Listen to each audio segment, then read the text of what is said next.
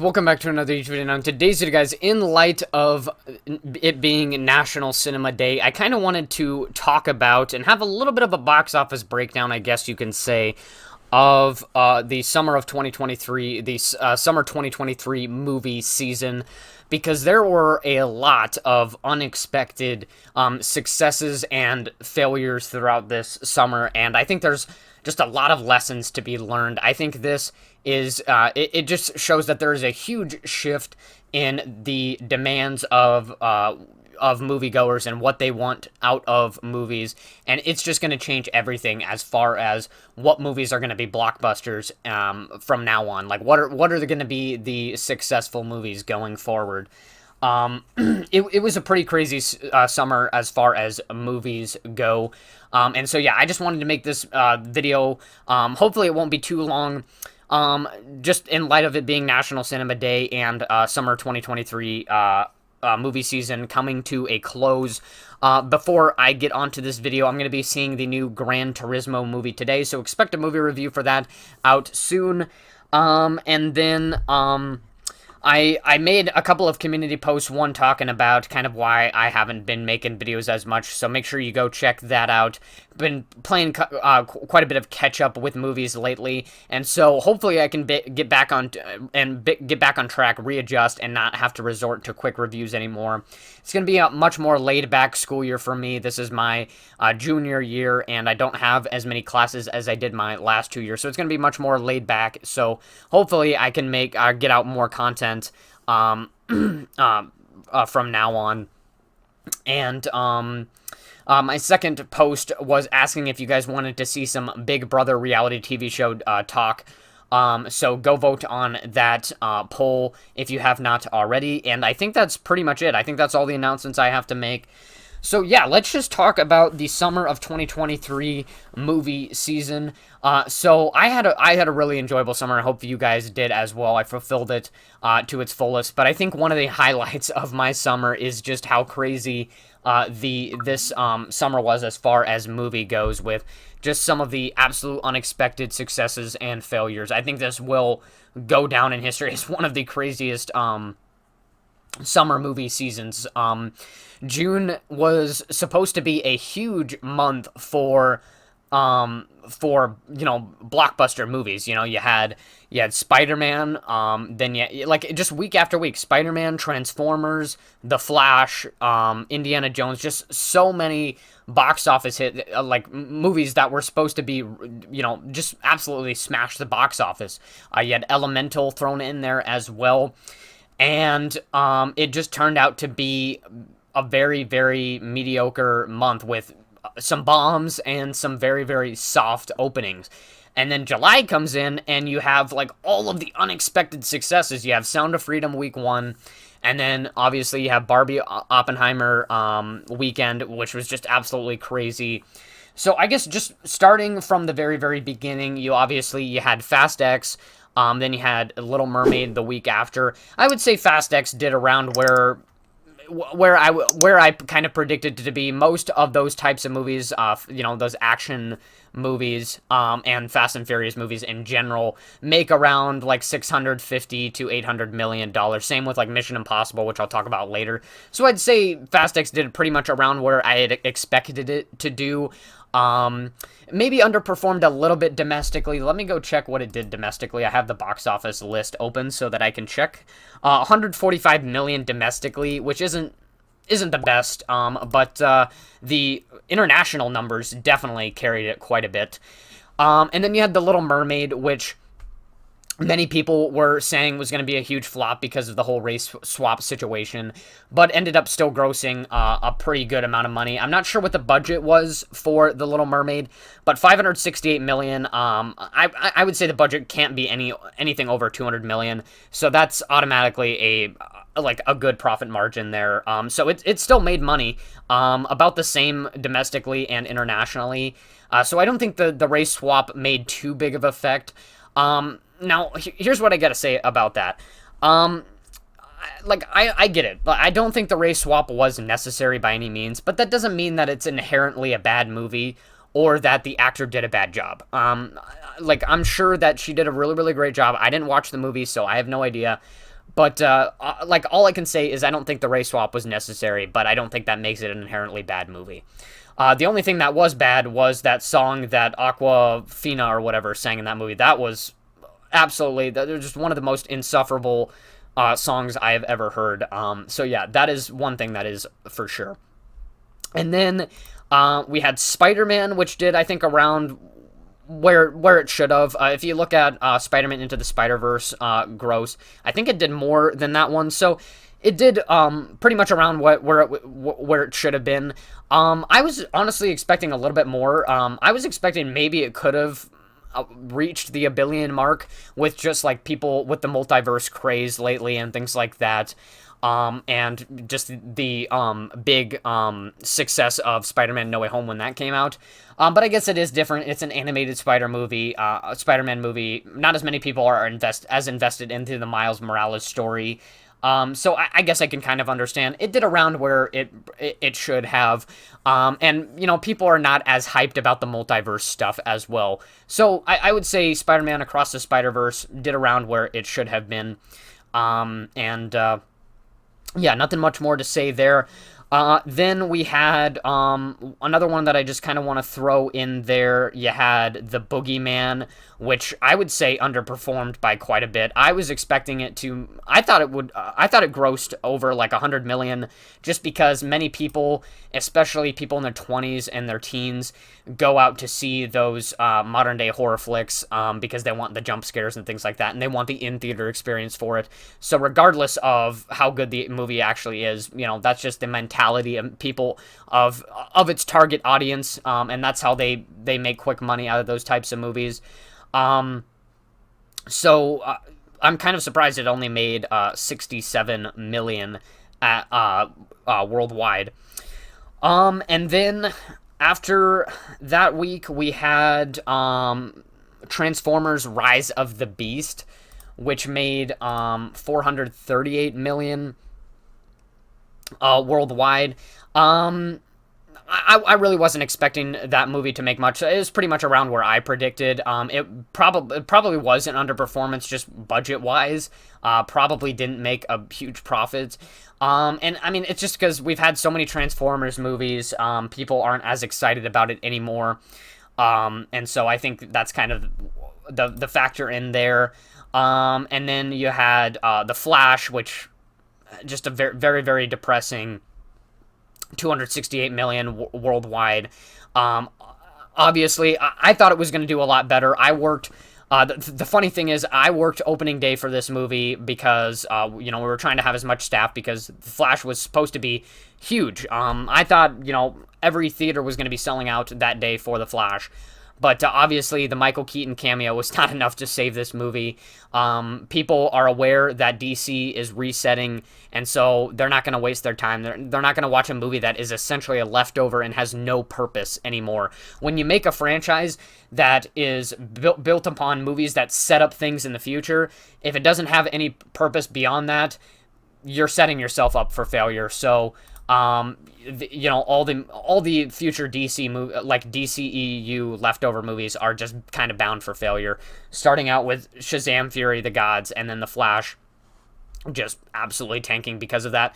I still thought it was a pretty good movie. Don't get me wrong, but it just not Michael Keaton stuff, not enough to save it. And I think that was the main thing that hurt this movie quite a lot, was the fact that DC announced that it's resetting. And also, the budget is just way too big, so that doesn't help it at all either. So yeah, really, really unfortunate. That was one of our bombs of June. And then you had Elemental, which, talk about comebacks. Elemental had a pretty soft opening, but actually made quite the comeback. It ended up with 468 million worldwide, which is pretty good. I would say that's enough to have a decent profit. Pretty solid comeback from Elemental. Like I said, opened up pretty soft and then stuck around long enough for enough people to see it to make a good profit. So really, really good comeback story for Elemental. And then you had, the week after that, you had No Hard Feelings, which for a raunchy comedy, 86 million. I thought did pretty well. Not much more to talk about there. And then you had a movie that what was it? Going on to the next week, you had Indiana Jones and a movie that nobody else was talking about, which was Ruby Gillman, Teenage Kraken. The only reason I'm talking about this movie is because it got released by Universal Studios and made 41 million worldwide. Yeah, I think many people probably just looked at this trailer and thought this just looks like, your average animated movie, nothing special to it. For the people who even saw the trailer, I'm sure not many people saw this movie. There wasn't a lot of advertising for it, so it's easy to see why it absolutely bombed. I don't even want to say bombed. Like it just like nobody went to see this movie. Like nobody thought this movie was going to do successful because so I don't even think it's fair to say that it bombed. It just did exactly what you expected it to do. And then Indiana Jones, The Dial of Destiny. I think this is like the perfect example of people are just not rushing out to theaters anymore to see these modern day sequels, and they're not falling for the nostalgia bait. They're not going to rush to see it opening weekend. Talking about Indiana Jones specifically, this is the second modern day sequel of the franchise. It's not a lot of people, nobody's rushing out to see this movie, and the budget, it doesn't help again that the budget was just way, way, way too high for this movie. This movie absolutely lost a ton of money for whatever studio released this movie. I know it, but I just can't think of it off the top of my head. But definitely a lot of money lost out of this movie. Probably the biggest bomb of the year.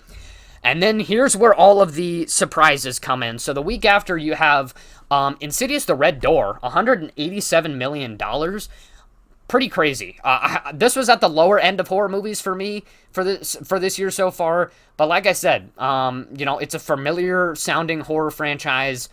People want to go in for that in-theater experience. They want the jump scares and things like that, particularly younger audiences. And so, and it's PG-13, so that helps it quite a bit as well.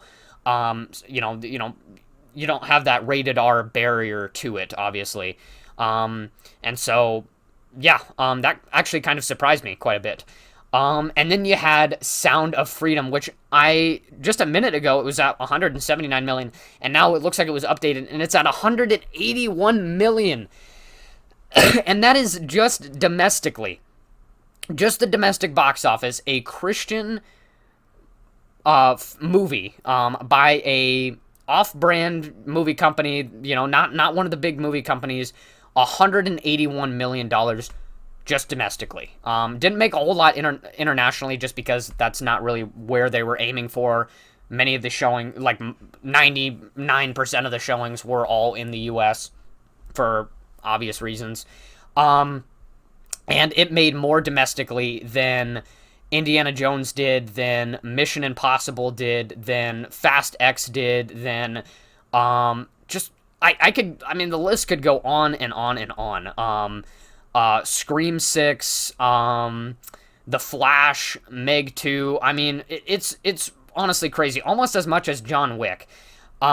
Just absolutely crazy what this movie was able to do, and I'm really, really glad that this movie was very, very successful. I'm not a big fan of all the controversy around the movie and the attempts to politicize it and things like that. I thought it was really, really stupid. Just enjoy the movie for what it is, face value. Be happy that there are companies out there that are willing to push out a message that is very, very dark.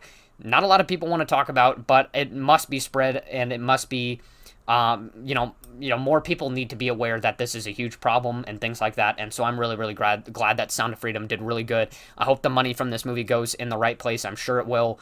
And $181 million, just absolutely crazy. A lot of people I know are focused on the Barbie Oppenheimer weekend, but I would say for a movie with a $15 million budget, making $181 million just domestically is absolutely insane. Like that percentage-wise is way, way more than Barbie and Oppenheimer, but obviously we're going to talk about that. Just absolutely crazy. And then you had Mission Impossible, which I would say underperformed slightly. like I thought this was a really solid movie, don't get me wrong, but I think a mix of many different factors caused this movie to underperform a little bit. Like I said, most movies like Mission Impossible and Fast and Furious make around 50 million to like 800 million, like around there. Mission Impossible, as of right now, is at a worldwide of 551 million, which isn't too bad. I think it was enough to make a profit, or definitely to break even. But I think the domestic box office just wasn't enough to get it up there. Only 168 million domestically, which is pretty surprising. And I just think it's a mix of many different factors. This is the seventh movie in the Mission Impossible franchise, even though, again, I still thought this was a really, really solid sequel. It's a part one. You know, we've had a lot of those types of movies this year, and people, like, they're getting annoyed by these part one, part two things and stuff like that. You have Barbie Oppenheimer the weekend after. I think it's a mix of many, many different factors, and a little bit of that.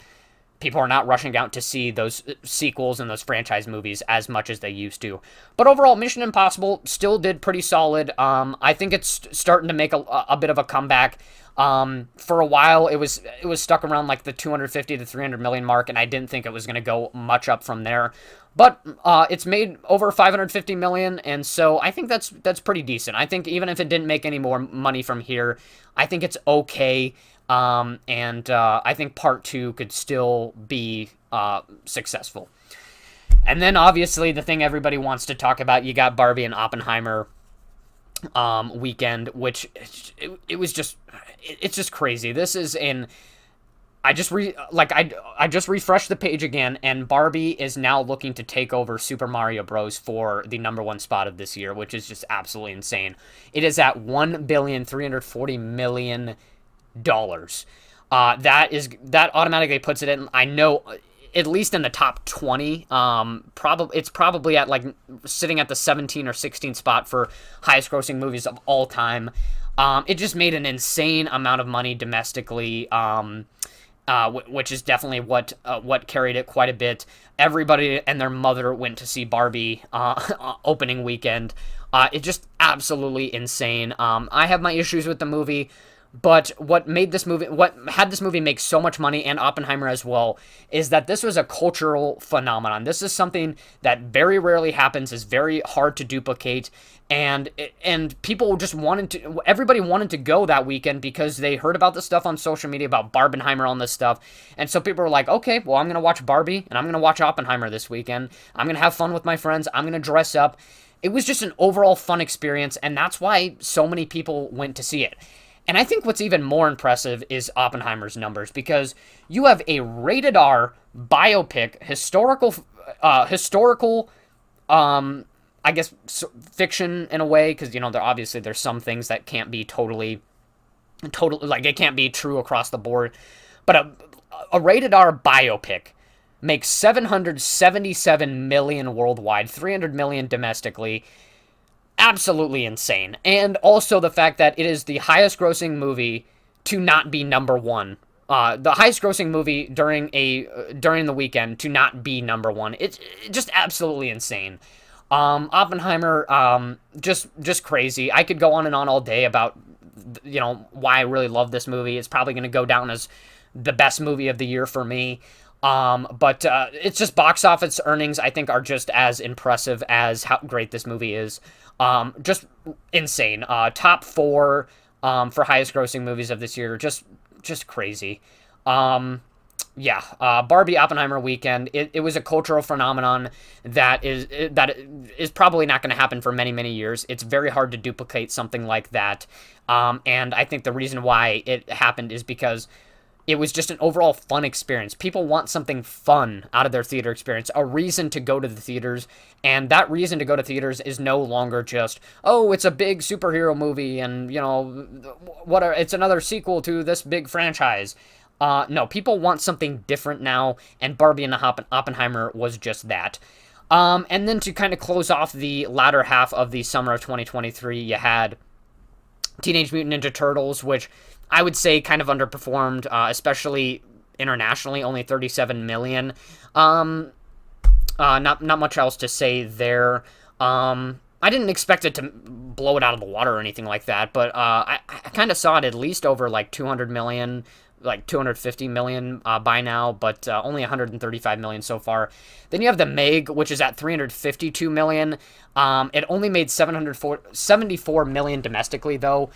So the international box office, particularly China, definitely carried Meg 2, especially because you have that famous Chinese actor in here. But as far as domestically goes, I guess Jason Statham wasn't enough to carry this movie through. And then obviously you have Blue Beetle. I think everybody kind of saw that coming. Same case with The Flash, but even worse because Blue Beetle is not a character that many people are familiar with. And the trailers just kind of looked generic. It kind of made it look like, your every other. It just looked very, very familiar. So, kind of expected there. Right now it's only sitting at let me see here, 81 million worldwide. And then you got Gran Turismo, which is sitting at 53 million.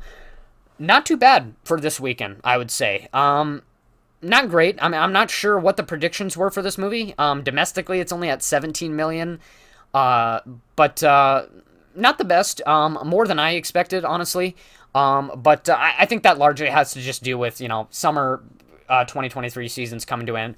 We're starting to head into that dead season of the year for movies, and so everybody was going back to school this week and things like that, so not many people are rushing out to see this movie. So maybe second weekend it can make a big comeback and make a lot more money, but we'll see. And yeah, that's pretty much it for summer of 2023. Like I said, a lot of unexpected successes and failures, and I think the lesson to be learned out of this, honestly, is just that people are not going to the movies for the same reasons as they did a few years back. Now people want something different. They want something fun, and something that they can talk about and say to their grandkids that, hey, this was a once in a lifetime experience. Like with Avengers Endgame, when people did go to see those big franchise movies and those superhero movies, that was a once in a lifetime theater experience with a, over 10-year build-up for this big huge finale. Like it was crazy. That's something that future generations are never going to be able to experience. And that's now the case with Barbie and Oppenheimer weekend. That is something that the people who were fortunate enough to see it or to go there that weekend can talk about for years and years to come. And I think it will be talked about for many, many years and years to come as far as movie sphere comes. So summer 2023, I don't think anybody really predicted it to go the way that it did. June was supposed to be a huge month, and July ended up being the huge month for movies that nobody really saw making as much money as it did. Sound of Freedom making $180 million. Crazy. I like not many people were talking about that, but I think that is honestly the biggest success story of the summer. And then obviously Barbie and Oppenheimer weekend, just crazy. So yeah, summer 2023 movie season, I think will go down in the history books as being one of the most unexpected movie seasons of all time. It just really, really crazy, and I wanted to talk about it. And I think that's about it. Like I said, I'm going to be seeing the new Gran Turismo movie this year. That'll be my 30th movie of the year. Crazy. And yeah, just stay tuned for that future content. Make sure you are checking out the community post, especially right now. Check my first community post that gives you kind of an update, and make sure you vote on my second community post as well. And I think that's about it. Like and subscribe, guys, and I will see you next time.